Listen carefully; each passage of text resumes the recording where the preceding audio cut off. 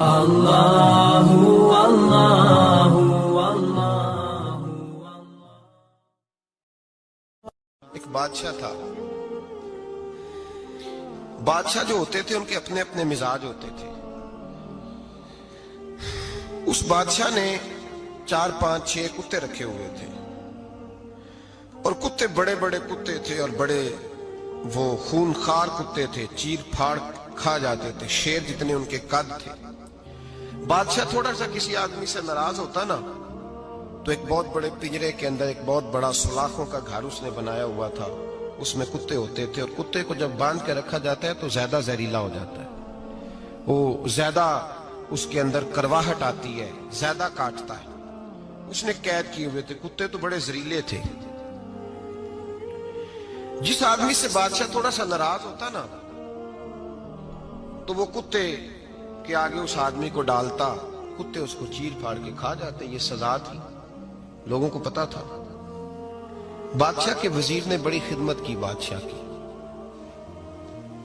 35 سال تک نوکری کی، لیکن ہر سورج نے غروب تو ہونا ہی ہوتا ہے نا، ہر چاند نے ڈھلنا بھی ہوتا ہے۔ اب بوڑھا ہونے لگا، وہ جو مضبوط حافظہ تھا وہ کمزور ہونے لگا، ہلکی ہلکی غلطی۔ بادشاہ مزاج کا بادشاہ تھا، نہیں سمجھ میں آیا تو میں نے کہا کہ لوگ کہتے ہیں ہمیں کام پیارا ہے، چم نہیں، تو رشتہ وفا کا تھا ہی نہیں۔ وزیر سمجھنے لگا کہ اب نہ میں بھی غلطیاں کرنے لگا ہوں تو ایسا نہ ہو کسی دن میں بھی ان کتوں کا شکار ہو جاؤں۔ اس نے بادشاہ سے کہا کہ بادشاہ مجھے آہستہ آہستہ معذرت کرنے لگا، قدم ہٹانے لگا کہ مجھے چھٹی دے دی جائے، اب میں بوڑھا ہو گیا ہوں۔ لیکن اس نے کہا نہیں نہیں، جب تک میری طبیعت نہیں مانتی تم نہیں جا سکتے۔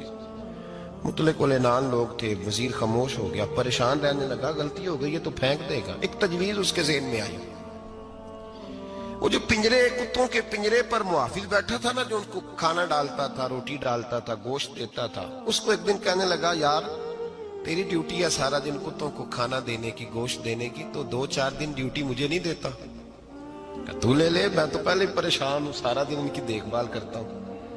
اس نے کچھ تھوڑا سا گوشت لیا، پنجرے کے باہر کھڑے ہو کے کتوں کو ڈالا، اگلے دن تھوڑی روٹیاں لے آیا، کتوں کو ڈالی، 2 4 دن، ہفتہ، مہینہ، سال بھر، جتنا اس کو موقع ملا وہ دن بھر خدمت کرتا۔ بس وقت ایک دن آ گیا،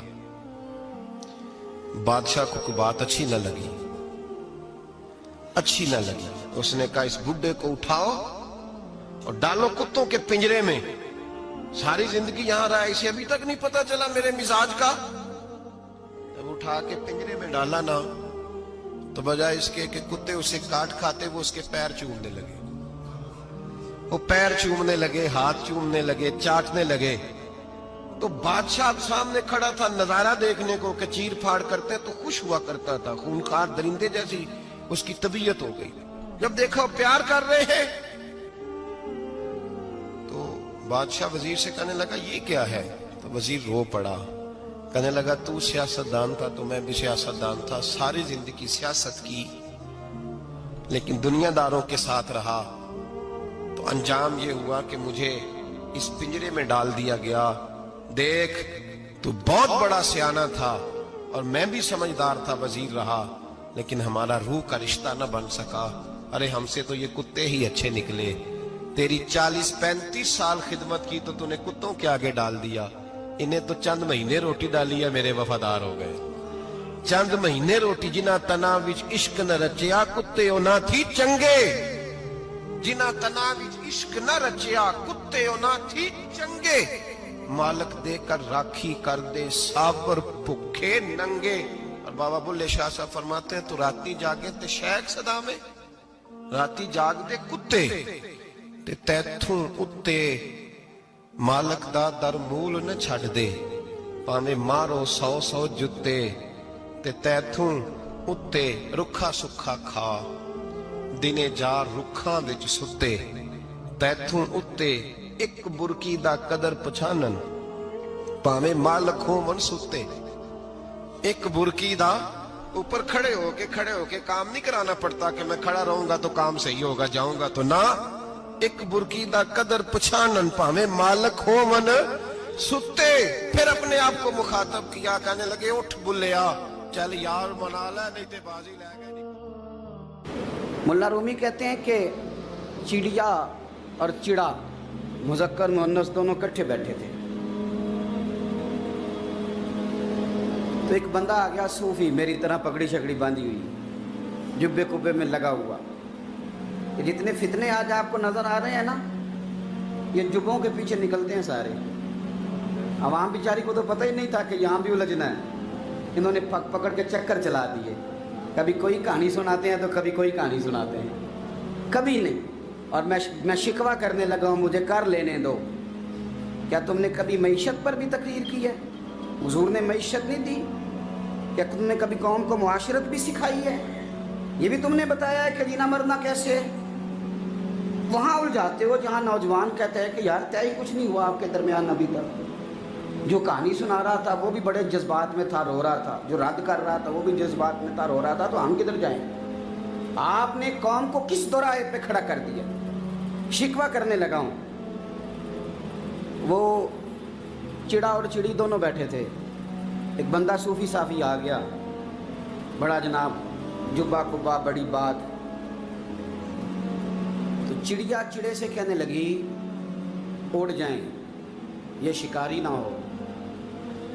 तो चिड़ा कहने लगा नहीं, शिकारियों का लिबास और होता है, ये तो दरवेशों का लिबास है, रहने दो, बैठे रहते हैं। उसने बड़ा समझाया चिड़िया ने, पर चिड़िया की बात मानता भी कोई नहीं ना। कभी कभी मान जाए करे फ़ायदा होता है।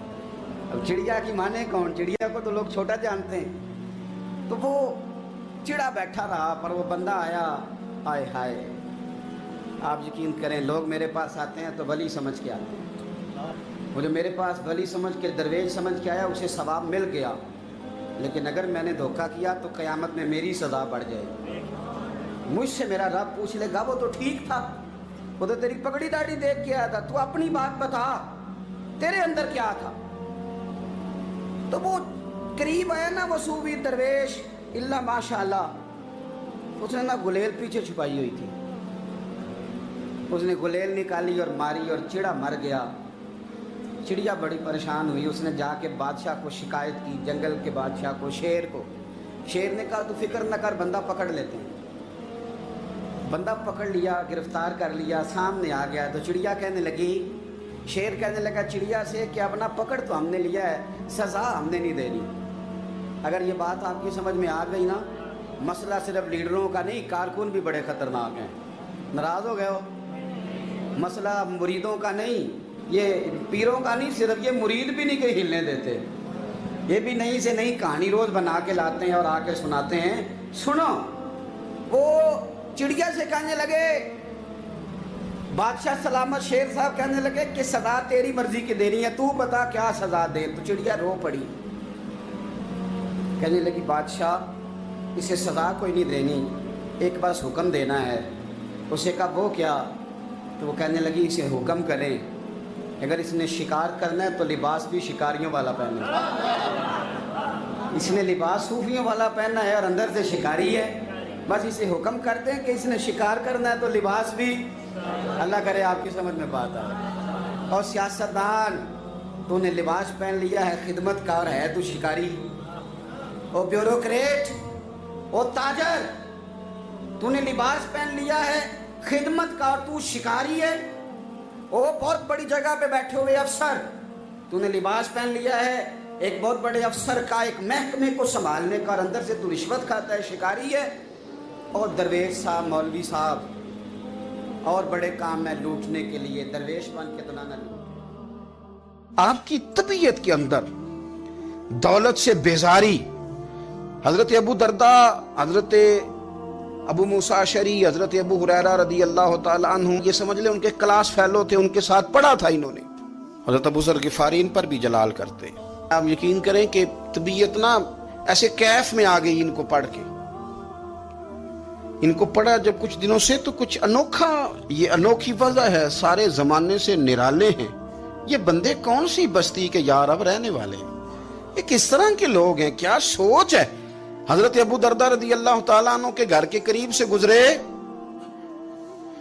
तो हजरत अबू दरदा मकान बना रहे थे। क्या जुमला कहा, तड़प गई रूह।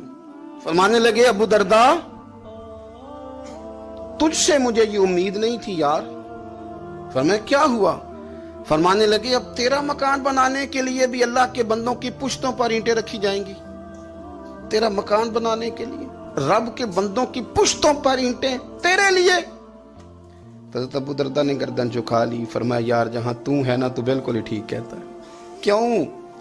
मेरे नबी पाक सल्लल्लाहु अलैहि वसल्लम ने फरमाया इस जमीन के ऊपर और आसमान के नीचे अबू जर गिफारी से सच्चा बंदा कोई नहीं, इनसे ज्यादा सच्चा कोई नहीं। फरमाया तू ठीक कहता है यार, सही कहता है।